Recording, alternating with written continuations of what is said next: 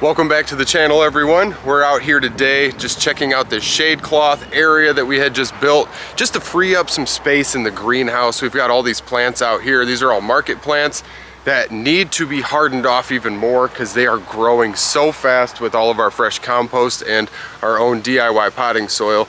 We've got tons of plants in there. So I just wanted to share this little shade cloth area build. I want to make a massive high tunnel type shade house for all of our market plants because those potted plants dry out so darn fast. We're gonna run through the greenhouse today. We're actually heading to the back. We're gonna go check out our 8-month-old compost heater, and we're gonna build a sifter today, and we're gonna check out all of the matter and what we've been doing, all the sifters we've made so far, and the whole process behind this. So if that sounds interesting to you, please consider subscribing. We're gonna go check out, I think my son's in here feeding his goldfish. Oh, we've got all of our trees, fig trees, Jonathan apples, lots of market plants down on this side of the greenhouse still, always propagating into our water here. Lots and lots of perennial stuff on this side, mostly annual stuff over here. And you can see that we've freed up a ton of space down on this end of our greenhouse. There's a little juniper that we saved out of the crack of a convenience store parking lot. Pulled it right out of a crack and it's surviving. We've got all these wild leeks in here that are throwing off seeds. We're going to save all these seeds, and some of these are even going right to another whole leek, kind of like Egyptian walking onions act. So we must have been getting this kind of damp, allowing it to just sprout right at the tip here. A lot of these went right into flower. Really nice to have those. They are a good staple in the winter time when we're cooking in our greenhouse here.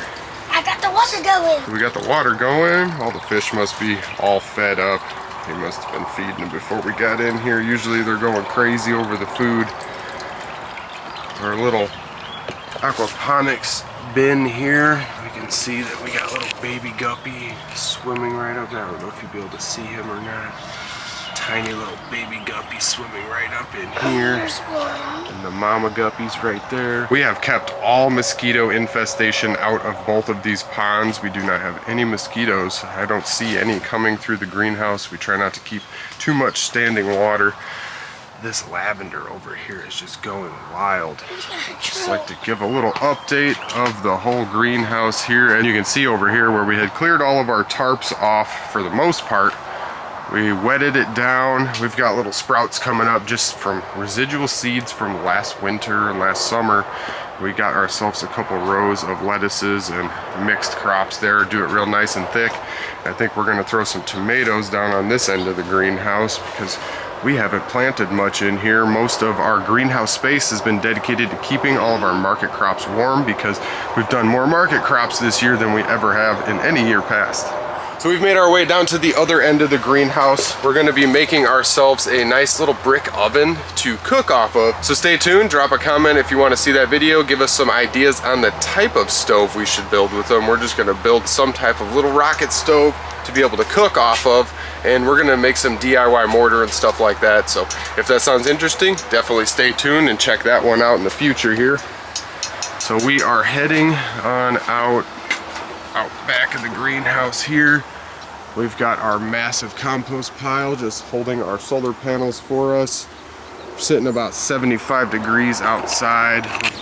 Compost is sitting about almost 90 degrees there. Looks like it's about 89 degrees. So we've definitely got some good heat coming from the compost. It's been kind of rainy and cold the last week or about half a week here. So I'm surprised to see such good temperatures up on that pile, especially with having the cold weather, but all that extra rain and the nitrogen we had dumped onto it in the early spring here definitely helped it out. So that was a quick look at our 8-month compost heater. We're going to actually tear it apart and start ripping it open today. So not only are we looking at it, we're gonna do some work with it. And I've been keeping all of these boards out here under our water shed.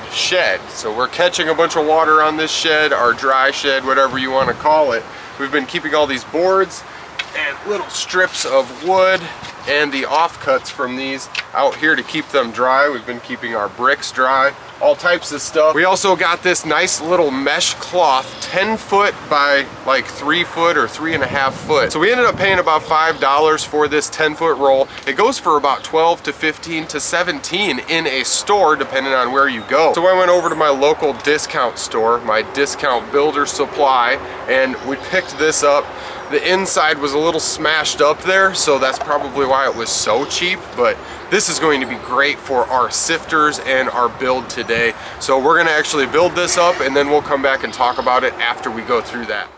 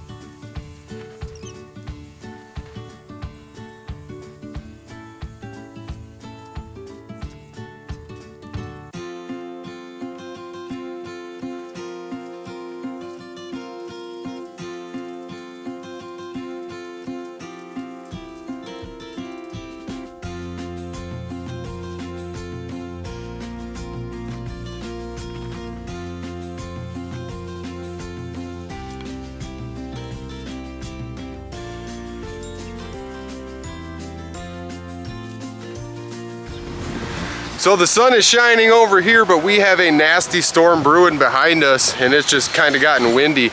I've got my tarp, I got this old piece of poly that I've been using to cover up our actual compost pile throughout the winter to hold moisture and recirculate that moisture to keep the pile active and stuff like that. Before we go check out the new sifter we built, we've been using these wheelbarrow top sifters. This one we made the handles with our own aluminum foundry here. So these are 100% DIY sifters that we've been using for years now. This one's like 8 to 10 years old there.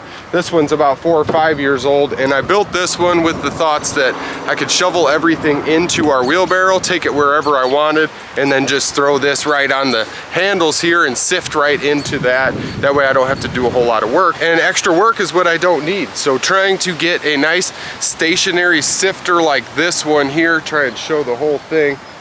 We're going to be able to throw our wheelbarrow right underneath this. Coming up with an easier solution to sifting. Yes, I still have to shovel, but I'm trying to make my job a little bit easier while sifting more compost at one time. I'm not actually having to shake the sifter. I'm not having to run through it too much. I'm already going to be shoveling the compost to be sifted, so I might as well just shovel it right up, rake it right up this. I'm going to show everybody this demonstration. I just wanted to talk about what we did and how we did it.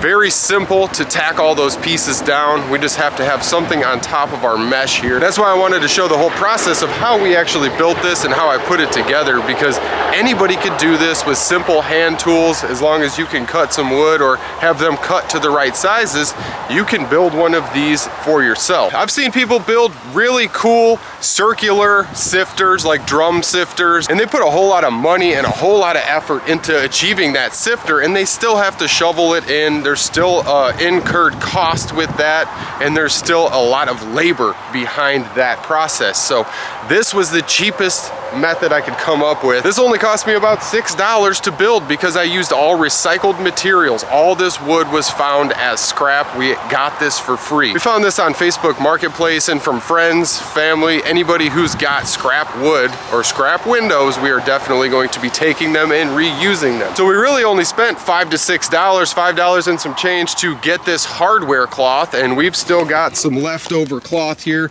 we'll be able to make something else with. So we're coming out on top with this build, all recycled materials, and that's the way I like to do it, is as cheap as possible, and it's going to serve a great purpose.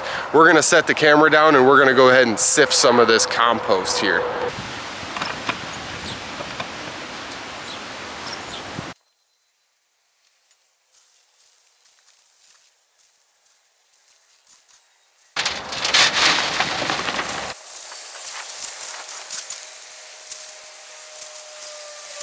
So this sifter ended up working a heck of a lot easier than my normal small sifters.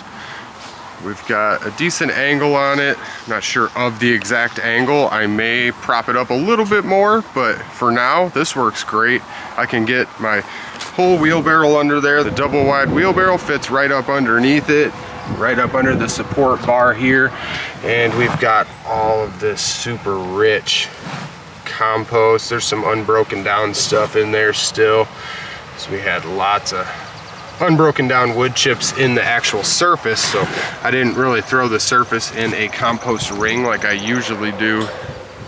We've got all these compost rings and fencing and stuff. This was the last one that we had excavated. You can see that there's a whole bunch of compost and weeds coming up now. We're going to start a couple more compost rings. This one is about a year old here. This one is like a year and a half, 2 years old.